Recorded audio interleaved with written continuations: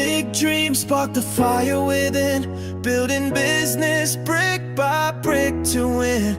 Every setback, every climb, shape our hustle, strength and time. Chasing growth and nothing less. This is the journey from scratch to success. Hello everyone, welcome to From Scratch to Success, where I interview the most successful entrepreneurs about their journey. My name is Gayby, your host. Today I have an amazing guest and a great friend, Matt Young. Matt Young is a Polish-American-Australian actor, best known for Heart of the Man on SBS On Demand, Gayby Baby on ABC iView, Stan and Captain Cook, Obsession and Discovery on DocPlay. In 2015, he started Tukuna Acting Club in Suva, Fiji. Through Tukuna, Matt worked as a freelance casting director for Netflix #BlackAF and Hallmark's Pearls in Paradise, as well as placing local talent on various Hollywood films and TV shows shooting in Fiji. He has just completed the first development of his two characters play, The Sky is Falling. Matt Young is warm-hearted and always have a smile on his face.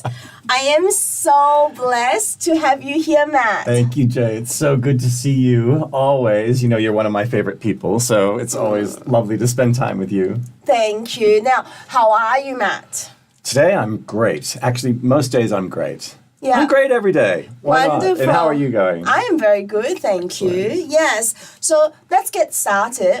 Tell me the origin story. Tell me about everything, how you started the whole career. Okay, well, I've been an actor since I was an amateur actor since I was 11, and then a professional actor since I was 18. So I grew up in Gardner, Massachusetts, in the States, and did a lot of community theater there. And then I moved to New York and went to university at New York University.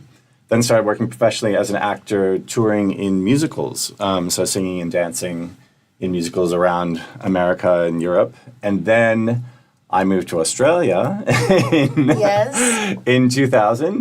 That's when I met my partner, and then continued acting here. And then we moved to Fiji in 2014. And at the age of 43, I started my own business for the first time, which was Tukuna Acting Club. And also it was Matt Young Company. So not only did I have the acting club, I was doing public speaking coaching for business people and for politicians, as well as like sort of media training and that sort of thing. And now I'm back in Australia again since 2019.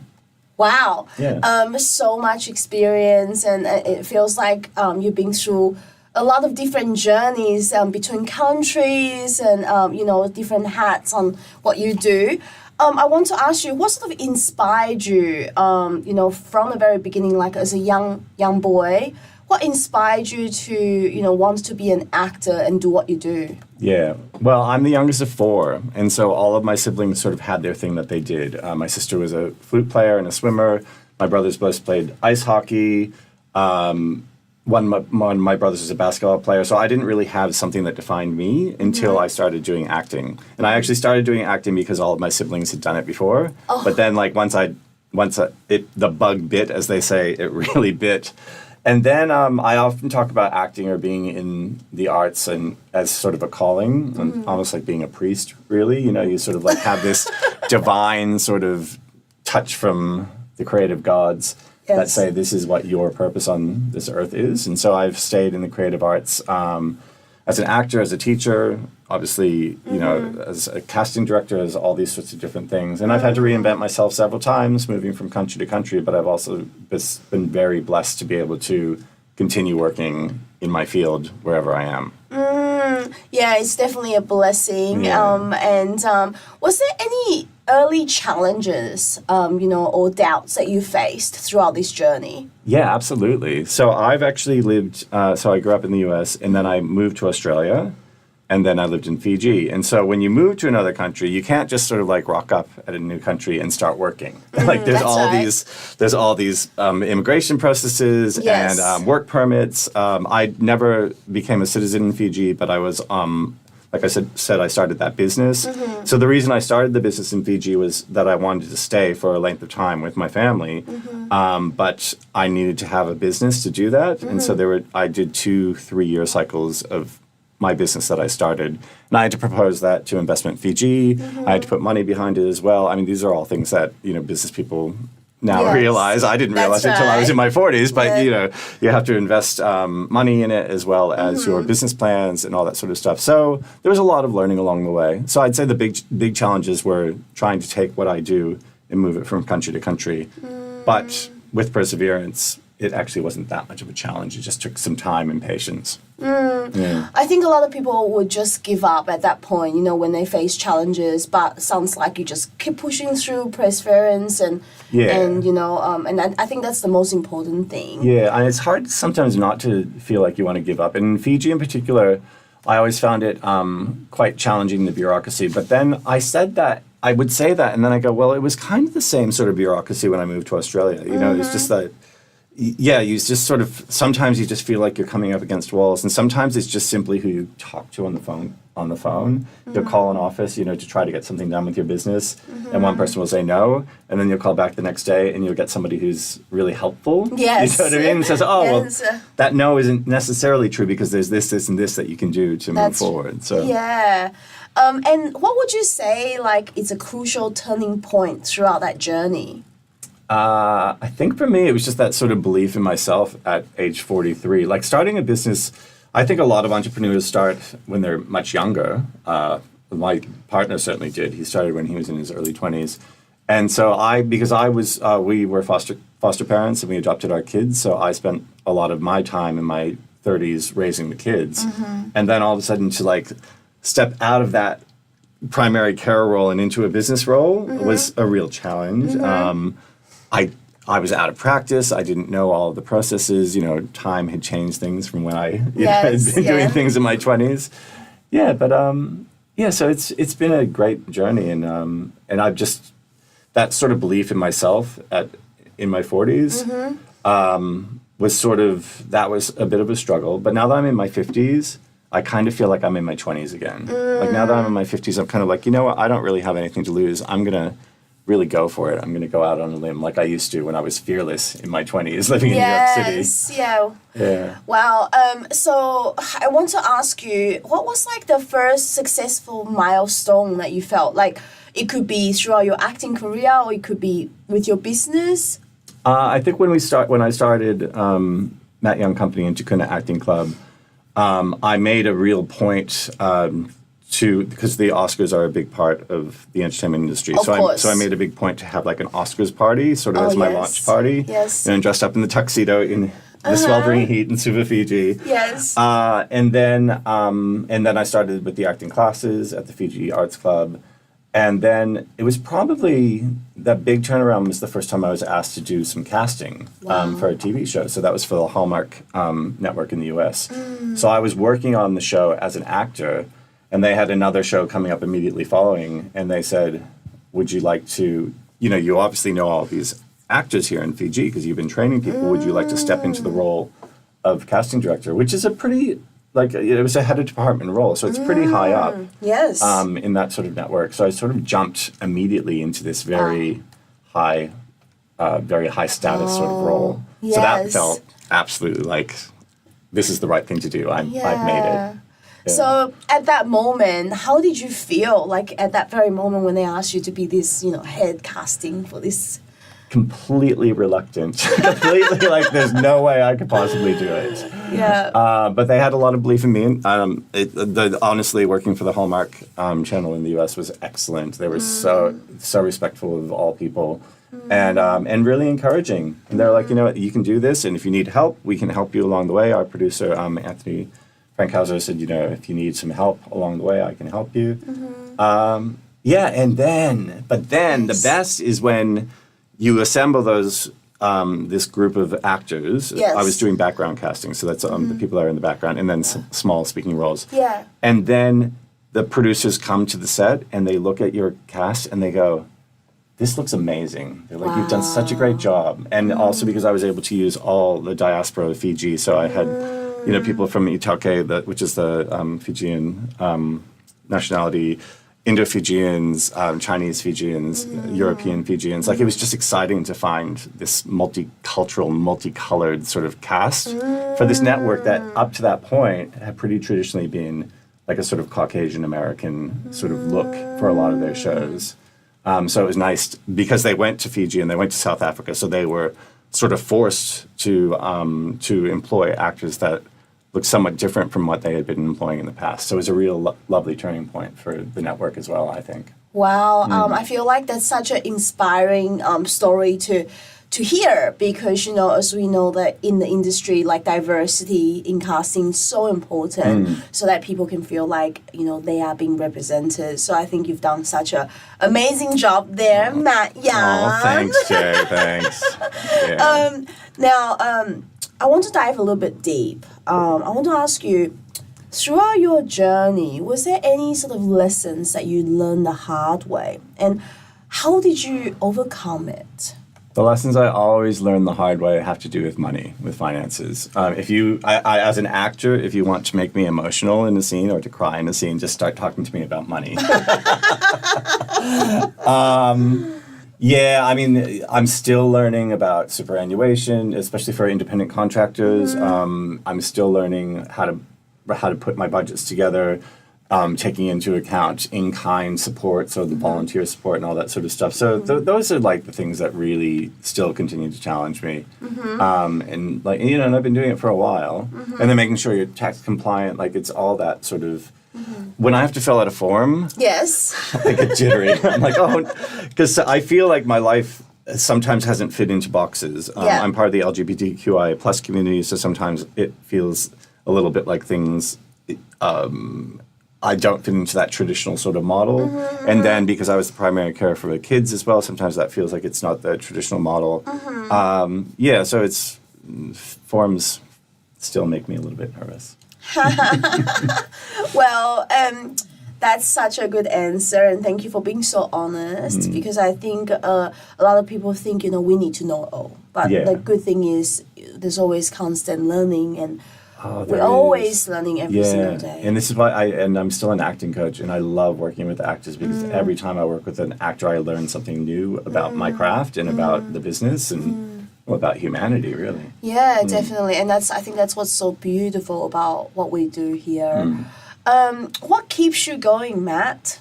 My family keeps me going, and my family of friends as well. So, I mean, as you know, you're a very good friend of mine, and I count on not only, my partner and my kids, but also my great friends to sort of love me and support me and lift me up. And I feel a lot of that from you and from all of my close friends. So that's what keeps me going. That's very sweet, and I could say that yes, Matt Yang is my BFF. Oh, yes, one of my BFF. Yes, that's right.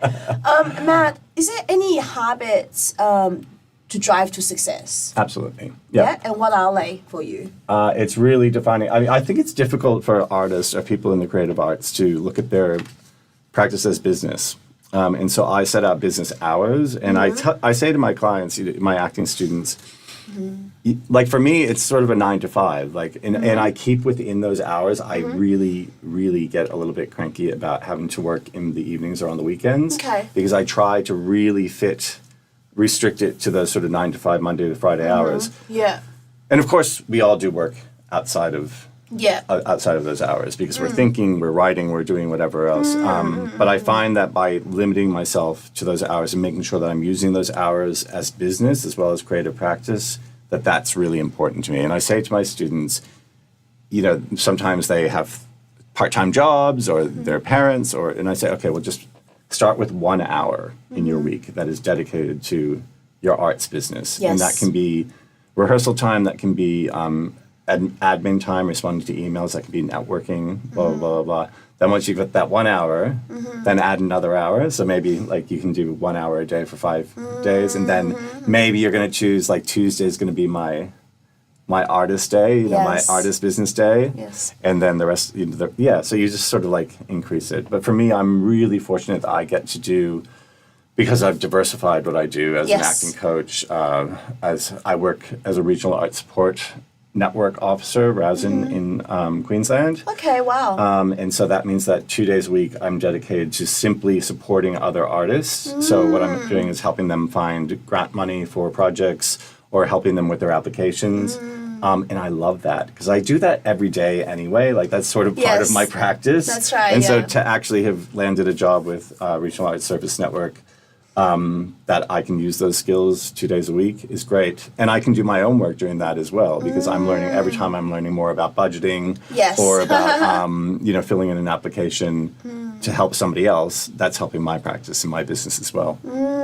Well said. I think, as an artist, it's so important to dedicate time for the arts because I think a lot of us go crazy if we are just doing other things rather than doing the creative stuff. That's right.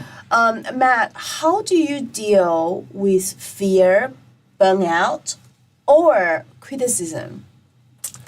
I'm getting much better with criticism. The burnout thing, I'm a workaholic. I love to work really hard. I'm always thinking about work. But I usually find by October, November, I'm packed so much into my year that I do need to take some time off. And my parents are elderly, so I'm going to see them next year, so I'm taking about a month off for that. So that's always a recharge time for me. In terms of like the fear and what was it, insecurity? Burnout, fear, and criticism. Criticism, yes. That's something I'm still working on.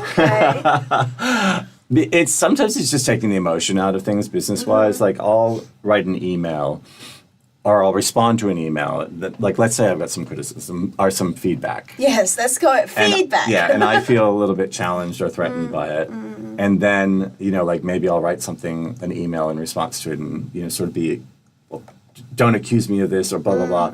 And then I kind of have to go, okay. And then you strip it all back and take all the emotion out of it and just say, okay, well, thank you for, for noticing this. Yeah. So it's something I'm really still working on. But I guess you just need to realize that people in general are trying to help you and be supportive of you. Yeah. And also having that empathy to understand that they might be going through something that has nothing to do with you. Correct, yes. So they might be going through something emotionally, and then they're taking, if they have lashed out at you and said, this is been a harsh criticism, maybe there's something else in their life that's happening that has caused them to respond that way. So again, it's just it's trying to put yourself in the other person's shoes as well. And then, and when you do, then you can look at yourself objectively and say, oh, actually, I do take too much time to respond to emails, or I am too sharp with my criticism, or, there's just this feedback that can really come through. It's really helpful.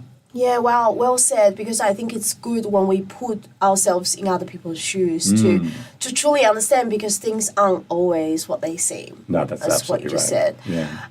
Matt, what does success mean to you?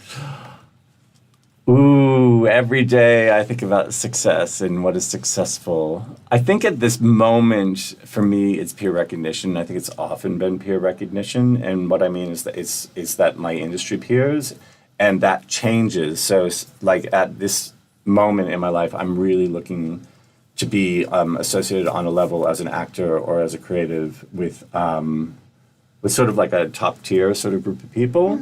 And maybe before I hadn't felt like I was quite up to that, so I was happy to be associated with the second tier. So success, but again, then I look at all the things in my personal life. We raised two beautiful children. Our sons are 26 and 23. They're both doing really well. I've been with my partner for 25 years, so that seems like a bit of a success as well. So sometimes it's and then I run into people. Like it's been happening this week. I was telling you, Jay, in Sydney, that I've just been running into random people on the street or at the theater or whatever, and they're people that are significant in the industry. And they're like, "Oh, Matt, how are you? And what have you been doing?" And I'm like, "Oh, that's right. I do actually have a place in this industry." Sometimes I forget because I'm away from Sydney or I'm away from the decision makers, and then I sort of see them again, and they say, "Oh, well, we know what you've been up to. We've been watching you on social media, or we've heard this and that about you." So so that's it's definitely peer recognition. Something that helps me define success. That's beautiful. Yeah, everybody knows who Matt Young is. So if you don't know, you better look it up right now. Exactly. Look up my IMDb. That's it. Now, Matt, the next round, it's a quick, engaging round. Okay. So I want like quick answers. Okay. Are you ready for the challenge? I don't know, Jay. Let's Let's try. go. You're Great. making me nervous. Okay, first question. A movie or a book that changed your thinking? Oh boy. I love movies, and there's a book called Siddhartha by Hermann Hesse, which is sort of based on the idea of Buddha, I suppose. And that's a book that I always go back to for sort of inspiration, because he goes through all these different challenges and then, sort of comes back to himself at the end, and that's like his wholeness. So Nice. That's probably Siddhartha by Hermann Hesse. Good. Best advice you ever received? An actor who is named Betty Buckley, and she doesn't remember telling me this because I've asked her, just basically said, let your career take you where it's going to take you. Like, it's great to have a plan, but if that plan is so rigid, then you'll miss out on all these incredible opportunities. So she said, let your career take you where it wants to take you. Beautiful. What's one thing you wish you've done differently? Whew. Learned accounting skills in university. And Excel, and learned Excel spreadsheets. Good one. If you lost everything, what would be your first move? If I lost everything, my first move would be to go somewhere quiet and peaceful and isolated, probably a beach, and just spend some time with myself. Lots of deep breaths. Yes. For someone out there that's wanting to pursue their dream, okay, it could be an actor, could be a musician, could be a businessman, could be a soldier, whatever it is, what advice would you give them? Just follow your gut. Your instincts and your gut is always going to be right. So if something doesn't feel right, if something feels off, it probably is not the right thing to do. So always listen to that gut, listen to your brain and listen to your gut. That's beautiful. So, what is next for you, Matt Young? Well, I've got a few things on the boil, as I always do. I actually am in a movie called Zombie Plane, which will come out early next year, which has Vanilla Ice, Sophie Monk, Chuck Norris, and a bunch of other people. So look for that probably, hopefully in January. It was supposed to be released this month, but then the release date got pushed back. I have a small role in that. But the other thing is that I've just written this play called The Sky is Falling. Yes. It's a 2-character drama. It's about a kid who's being raised by 2 dads, and his Pacifica teacher, who's very religious, assigns him a Mother's Day poem, and then he sort of has to explain that that's not the structure of his family, and that's where the conflict starts. And hopefully I'll be rewriting that over the next few months, and hopefully we'll be doing a mini tour of it in Queensland in the end of 2026 or early 2027. Am I invited? Of course. Of course. Amazing. Now, lastly, how does viewers get in contact with Matt Young? Well, you just look for me at Matt Young Actor across like pretty much every platform. There's a lot of Matt Youngs out there, so if you do a Google search, you might have to, try to sift through it. Yeah. But I mean, again, Matt Young Actor. I'm also very much associated with the character of Captain Cook because I play Captain Cook for the ABC in Australia. So if you need to know who I am, just look Matt Young Captain Cook. Yeah. And you'll see a picture of me in. With the wig on, looking like an old person. Yes. So it's really, just look for Matt Young Actor is probably the best way to find me. And you can watch me on SBS On Demand in Heart of the Man as well. So if you haven't seen this film on SBS On Demand, Heart of the Man, it's a beautiful, heartfelt coming-of-age film by First Nations director David Cook, and I'm very proud to be a part of it. That's wonderful. I personally saw that film, and it was very heartwarming, so shout out to you and David. You guys did an amazing job. Thanks. It was great to have you there. Yes. Now, Matt, I just want to say thank you so much for being on the show today. I really appreciate your time and your friendship. And as always, just really happy to see you, Thanks, Jay. I feel exactly the same way. And I'm so proud of everything that you're doing. It's been such a pleasure to watch your successes. Thank you so much. So guys, there you have it. I hope you feel inspired by Matt Young and his story. My name is Jayma, and make sure you follow Oz Arab Media. I will see you next time. God bless you.